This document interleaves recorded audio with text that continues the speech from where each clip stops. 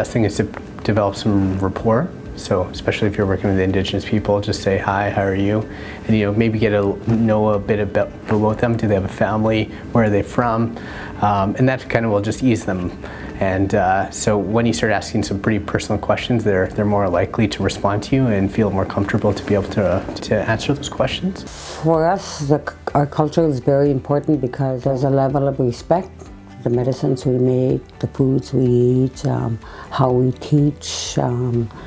It's all a level of respect and how we bring it about and teach a younger generation to keep those cultural practices going. We do a lot of berry picking, we do a lot of canning, preserving our foods for the winter times through drying and through freezing. And so summer times is really our harvest time when we're busy out in the bush picking medicines, berries. And then we do a lot of fishing. We do our fish several ways, like, we can them, we dry them, we half dry them, and we, and same with when we have a moose, we do the same thing. We can them and dry them and then half dry and then freeze a lot of it. Fish out of the jar compared to a piece of pizza out of a frozen box. Mm-hmm. That's a healthier choice. Traditionally, it's been going on for years and years and years, as far as I can remember. From being young, my grandmother did it, and on both sides, and my mom and my aunties. The dialogue is generally very story-based, so people like to really share their story with you. So just to really sit back and let them talk for 3 minutes or 5 minutes to kind of talk about what they're concerned about. When I get into the habit of just kind of rapid fire questioning to kind of get either information to support or go against my hypothesis, it tends to shut down the interview. Some people are just straight up front and they'll tell you what's happening and you deal with it.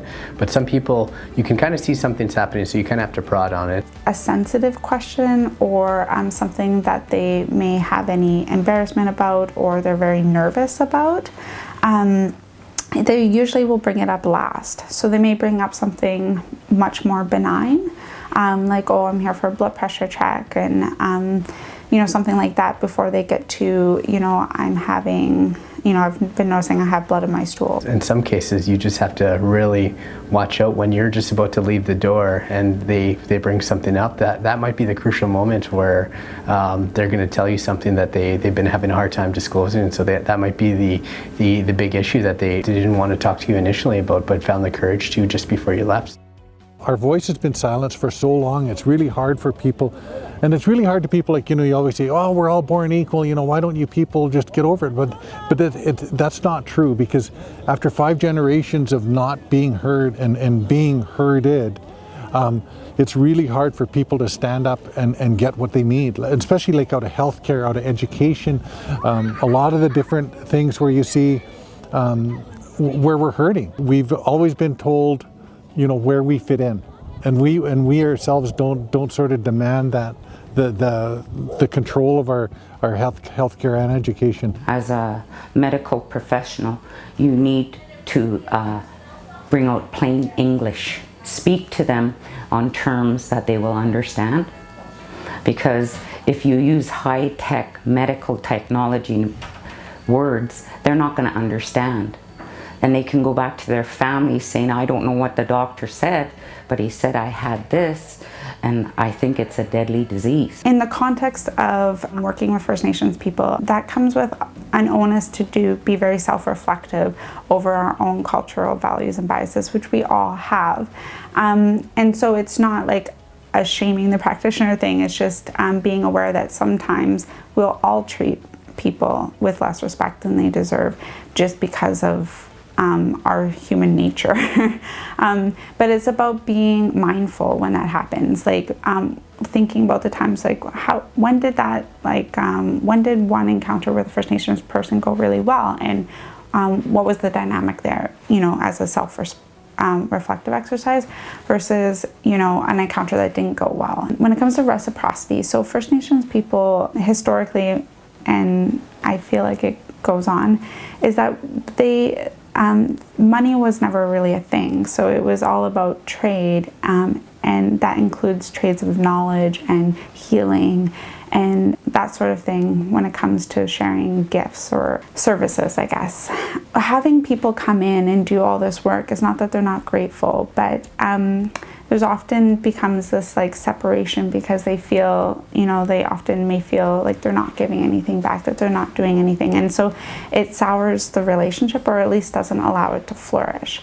And so often when I tell people is go out to the local communities, like go to the band office, introduce yourself. You don't have to be pushy about it, but most First Nations communities like that I've lived in and that I've worked with are usually very, very open and generous with people who are genuinely interested.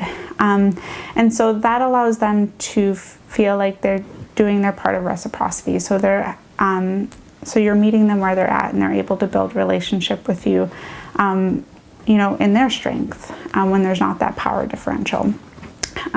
Also, community gatherings like health fairs, things like that are also great places to help forge that that feeling of reciprocity.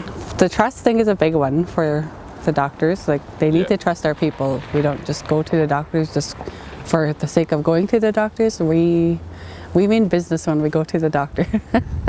If you want trust, if you want to build trust with anybody, go to their community events and go speak with the people and be there with the people, and that way you have everything in place for them, and the trust is there and they know they can go to you. I guess if they have time, they could come to community events if they want. Relationship is something that does take time. So a lot of people have kind of program burnout. So a lot of people don't even want to go to anything that's labeled a program anymore, like a diabetes program or a women's program, because they know there's an expiration date. When funding runs out or when the people move on, the program's going to end. And so there's kind of this still mistrust with things. And so just being present, being there, being consistent over the long haul builds that trust. And you get to know the families and the dynamics, and that will help things a lot, because people then you kind of already know a background, so people don't have to necessarily tell you all the things because you kind of have that knowledge, and that's helpful because oftentimes, with a population that has a history of being heavily traumatized, having to relive that with every new practitioner is hard. And there's no way to kind of get around that. I think if you're working with anybody, these are important because there's First Nations people everywhere, but is something called the ABCs. So thinking about Aboriginality, barriers, and colonization.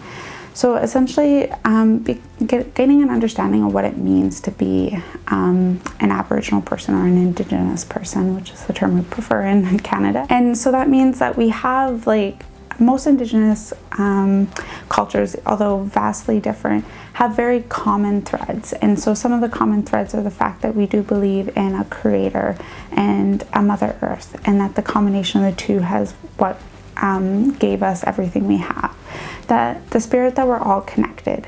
So you treat everybody with respect and integrity, because if you're harming other people, you're actually just harming yourself. If you're harming the earth, you're harming yourself. If you're harming our four-legged friends, you're harming yourself.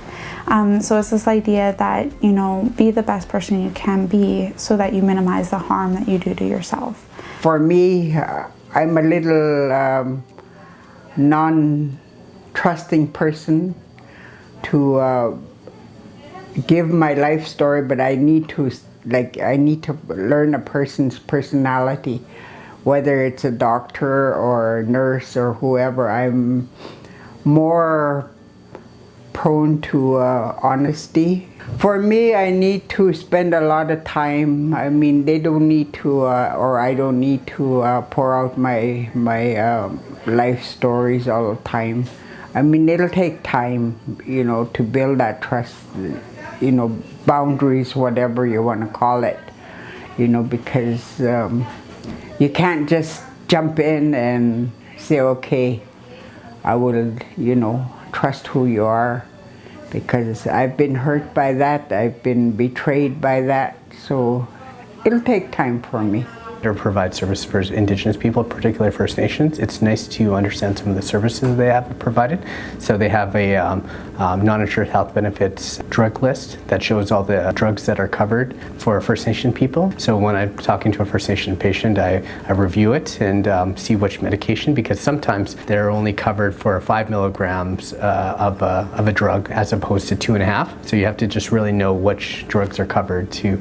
So when you prescribe it, that they're going to be actually covered, and if not, are they going to pay for it if they want to do that, or are there other alternative options? So that's a great thing to kind of look at. People may have a vastly different socioeconomic background than you do, so they may not have a vehicle, and that may be something they won't share with you because they're embarrassed, or they may not have the gas money, even if they do, to come and see you. Understanding what are the barriers that the people you're seeing faced. Very, very important to understand the history, because if you don't understand where we came from, it's going to be really hard to understand what you see now.